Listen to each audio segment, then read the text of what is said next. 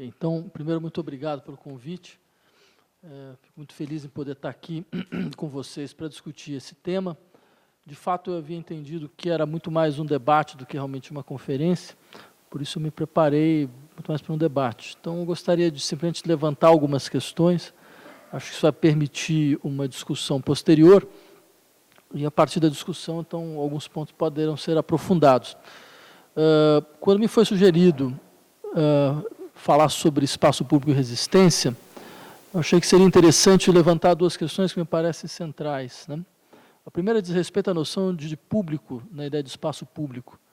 E acho importante colocar isso agora, porque durante muito tempo nós ouvimos uma espécie de discurso muito hegemônico, muito presente, seja na grande imprensa, ou seja mesmo na reflexão acadêmica, de que a dimensão do comum próprio ao espaço, ela estava irremediavelmente perdida. No advento da sociedade dos indivíduos, né, sociedade na qual que deveria ser pensada principalmente a partir da figura da associação entre indivíduos atomizados, portadores de seus interesses particulares, né, que aparecem no interior da vida social como meros enunciadores dos seus próprios interesses, né? Então, nesse sentido, com uma baixa capacidade de se identificar com o espaço comum, né, a não ser em situações bastante pontuais, específicas e frágeis, não realmente de maneira estrutural, né? Nessa sociedade, a própria dimensão do público, ou seja, dessa comunidade própria de um espaço sem individualidade, um espaço despersonalizado, desindividualizado, né, teria saído de circulação, em larga medida, né? Ou seja, eu acho que isso, na verdade, era, entre outras coisas, um setor de um tipo de reflexão de largo alcance que visava insistir numa questão, essa me parece realmente a questão central, que era a compreensão de que a própria dimensão do político tinha saído de cena. Então, nós viveríamos numa espécie de sociedade de esgotamento do político, né? Há uma articulação profunda entre espaço público e o campo do político, ou seja, o político como um espaço no sentido de que aquilo que, no interior do qual, aquilo que gera um processo de identificação tal, que todos aqueles que se identificam com o campo do político, eles perdem necessariamente a sua individualidade para que eles possam, então, se tornar portadores de outro modelo de determinação. Eu insistiria muito nesse aspecto, porque o diagnóstico de época, ele consistia basicamente na seguinte ideia. De fato, nós havíamos esgotado as possibilidades gerais do político, porque nós havíamos entrado num tipo de configuração da vida social, que é uma configuração da vida social de baixa instabilidade. Por que uma configuração de baixa instabilidade? Porque todas as pressões de transformações profundas do espaço da vida social seriam pressões que, em larga medida, estariam fora de circulação. As demandas políticas seriam, a partir de então, demandas pontuais, demandas monocórdias, ou seja, demandas muito ligadas a questões específicas, né, que produziriam uma articulação temporária da construção de algum interesse comum que logo se dissolveria. Então, você não teria mais essas grandes demandas de larga continuidade que exigiriam que de uma maneira ou de outra, uma perenidade da ocupação do espaço público, né, em vários sentidos.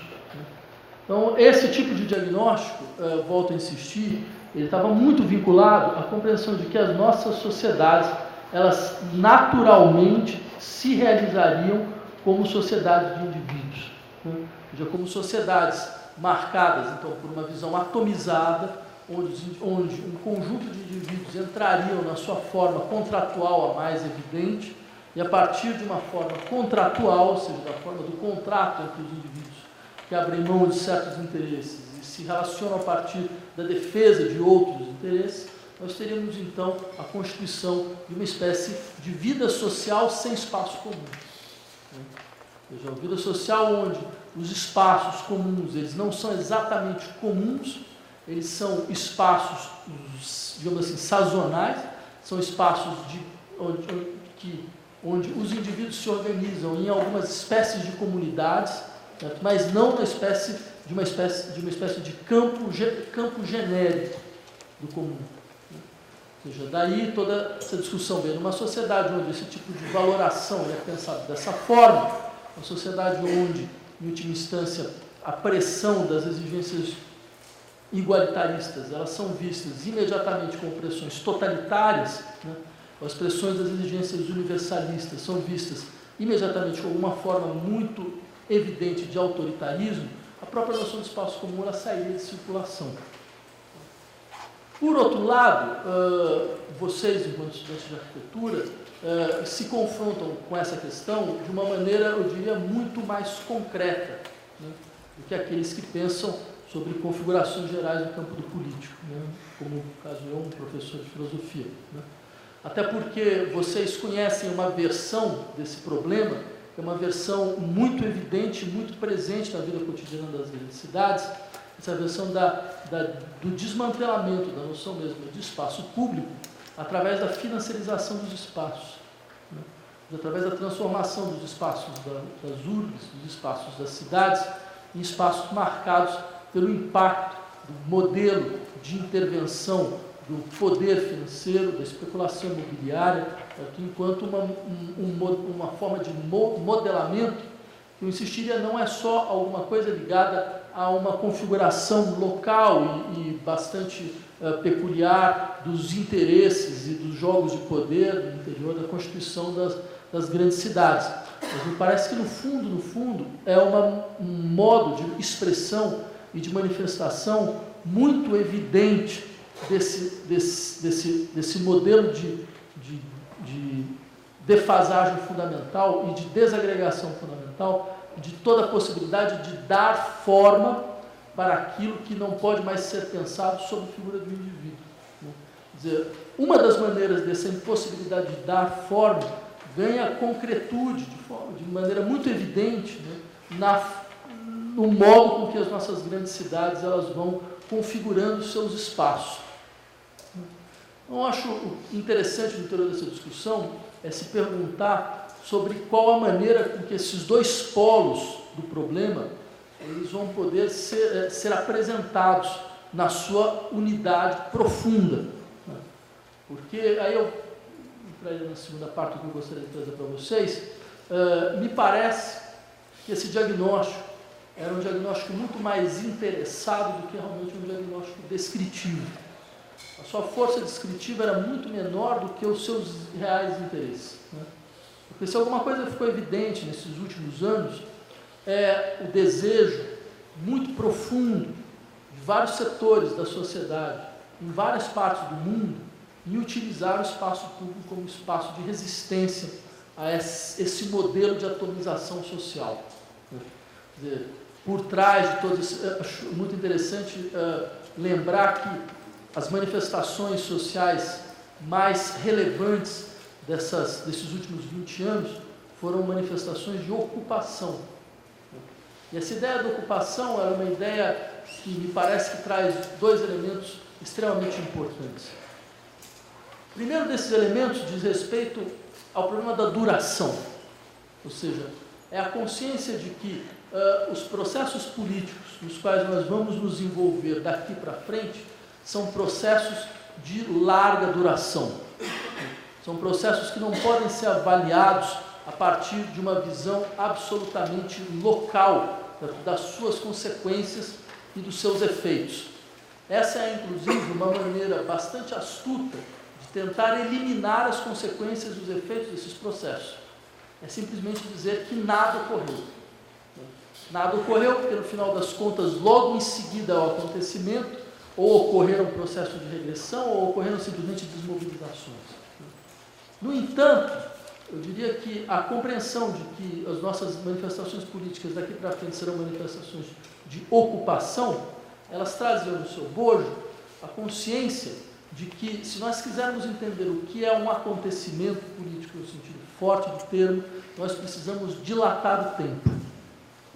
Nós precisamos sair uma visão completamente fragmentada, atomizada do tempo, que percebe um acontecimento quase no interior de uma lógica da ação e reação imediata, né? E precisamos, então, entrar numa visão dilatada do tempo. Né? Uma visão dilatada que implica, entre outras coisas, na capacidade de compreender que os verdadeiros acontecimentos, eles são acontecimentos que só mostram seus efeitos em uma posteridade de longa duração. Inclusive os verdadeiros acontecimentos políticos. Eles só se mostram enquanto tais em uma perspectiva de longa duração. Por outro lado, se há essa dimensão fundamental, se nós quisermos pensar claramente a política, nós precisamos aprender a pensar no interior do tempo, nós precisamos abandonar uma certa noção instantaneísta da temporalidade social.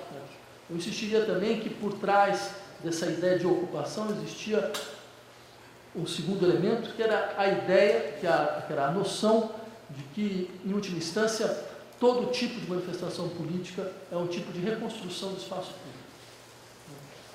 Um tipo de tomar posse do espaço público. Retomar o espaço público na sua função, digamos, de resistência fundamental. E essa me parece uma dimensão absolutamente decisiva e absolutamente central.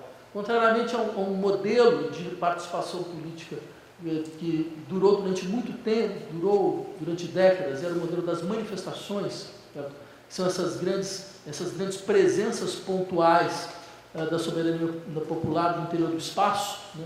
Elas eram presenças, por exemplo, que duravam pouco tempo, né?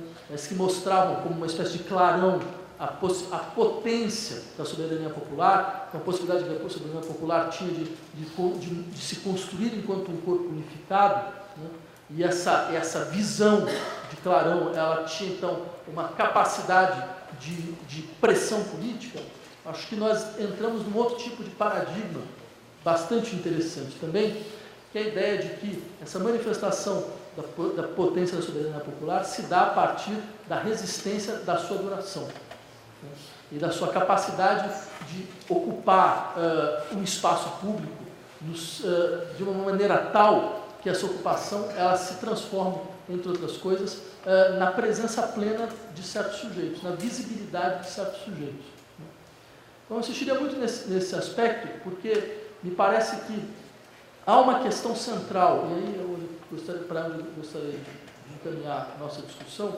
Há uma discussão central, se nós quisermos de uma maneira ou de outra repensar a possibilidade de reconstrução do político, é que não há político ou não há política na invisibilidade.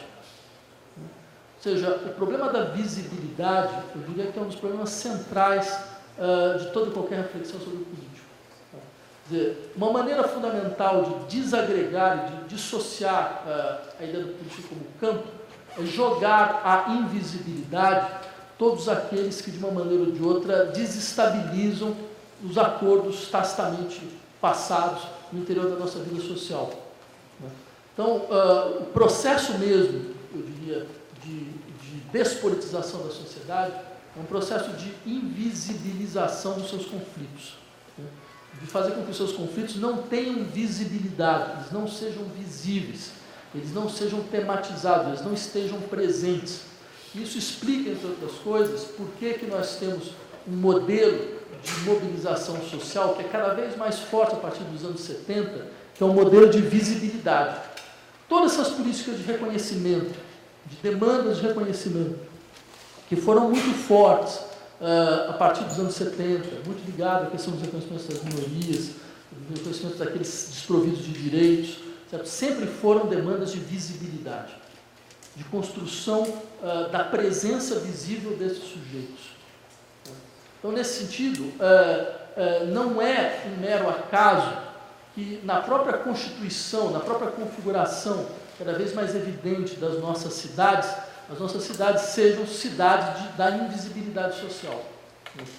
Sejam cidades que, exatamente por serem configuradas a partir da desqualificação tácita de todo e qualquer espaço público, da desagregação tácita de todo e qualquer espaço público e da pauperização de todos os espaços públicos, elas são cidades que funcionam exatamente a partir da lógica da invisibilidade. Ou seja, são a lógica daquelas situações onde você tira da sua frente a visibilidade do outro. Onde você organiza a cidade de uma maneira tal que você tenha que cada vez menos entrar em contato com a visibilidade social do outro. Ou seja, o que é essa visibilidade social? É essa visibilidade que ela é desprovida de função. Vocês têm contatos, vocês têm a visibilidade do outro sempre dentro de certas funções.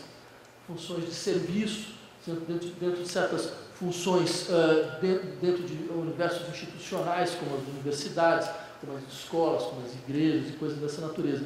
São todos dentro de uma... São todas visibilidades mediadas por função. A característica fundamental do espaço público é que você tem uma visibilidade sem função. São pessoas que estão lá não enquanto portadoras ou mediadas por uma função, mas são pessoas que estão lá enquanto sujeitos sociais, no sentido mais forte do termo. E é muito sintomático que as nossas cidades elas sejam cada vez mais configuradas como cidades que abolem tais possibilidades.